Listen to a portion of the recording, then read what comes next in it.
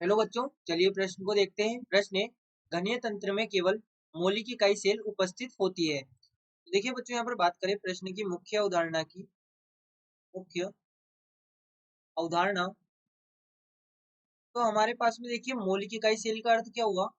मौलिक इकाई सेल, इसका अर्थ होता है ऐसी इकाई सेल जिसके आठों कोनों पर परमाणु उपस्थित हो। जिसके आठों कोनों पर आठों कोनों पर परमाणु उपस्थित हो उपस्थित हो ये यहाँ पर मौलिक इकाई सेल कहलाती है। अब यदि हम बात करें घनीय तंत्र की, यदि हम यहाँ पर बात कर रहे हैं घनीय तंत्र की, तो घनीय तंत्र हमारे पास में कुछ इस प्रकार से होगा।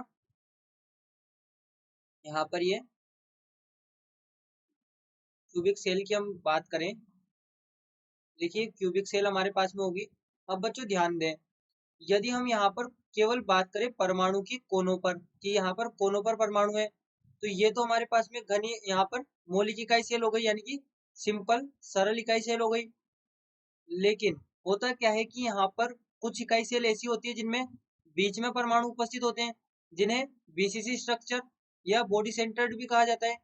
बीसीसी स्ट्रक्चर, जिसमें 8 कोनों पर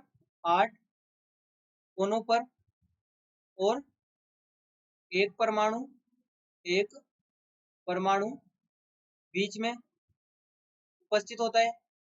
वहीं पर देखिए यदि हम बात करें एफसीसी यानी कि फलक केंद्रित की, जिसमें 6 फलक पर भी यहाँ पर परमाणु उपस्थित होंगे कोनों के साथ साथ 6 फलक पर भी परमाणु उपस्थित होंगे। इसका अर्थ क्या हुआ कि जो एफसीसी होती है हमारे पास में एफसीसी स्ट्रक्चर, इसमें 8 कोनों पर और 8 कोनों पर और 6 परमाणु फलक पर। अब हमने कहा है 6 परमाणु फलक पर, लेकिन इनका जो कंट्रीब्यूशन होता है 6 इंटू 1/2। इसी प्रकार से जो 8 कोनों पर है बीसीसी में भी और एफसीसी में भी, इनका कंट्रीब्यूशन होता है 8 इंटू 1/8। अब कंट्रीब्यूशन का अर्थ क्या है, ये पूरा तो इस एक घनीय जालक को बनाएगा नहीं। ये यहाँ पर इस प्रकार से, यदि इसमें कोई ऊपर भी एक और जालक उपस्थित है और साइड में भी एक और जालक उपस्थित है, तो ये इनमें भी कंट्रीब्यूशन करेगा, इनमें भी अपना भाग देगा। तो यहाँ पर ये इस प्रकार से 8 कोनों पर जो परमाणु उपस्थित है उनका जो कंट्रीब्यूशन है वो होगा। और हम बात करें फलक केंद्रित की, तो फलक केंद्रित का केवल आधा भाग ही आता है, आधा भाग किसी और जो घन होता है उसके अंदर चला जाता है। तो यहाँ पे इसका जो कंट्रीब्यूशन है वो 1/2 होता है। तो इस प्रकार से हम कह सकते हैं कि जो घनीय तंत्र है उसमें बीसीसी भी हो सकता है, एफसीसी भी हो सकता है, सीसीपी भी हो सकता है, लेकिन हमसे केवल यहाँ पर कहा गया है कि केवल मौलिक इकाई उपस्थित होती है। तो बच्चों हम यहाँ पर कह सकते हैं कि कथन असत्य है।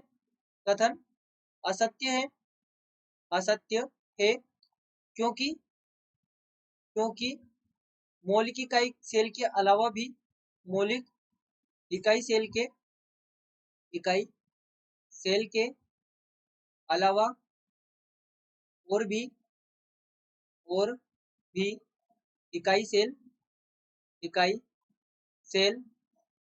हो सकती है इकाई सेल हो सकती है। इसलिए बच्चों हम कह सकते हैं कि ये जो दिया गया कथन है, ये जो दिया गया स्टेटमेंट है हमें, ये यहाँ पर असत्य है। यहाँ पर ये असत्य है क्योंकि मौलिक इकाई सेल के अलावा भी और इकाई सेल उपस्थित हो सकती है। तो बच्चों आशा करते हैं आपको प्रश्न समझ आया होगा। धन्यवाद।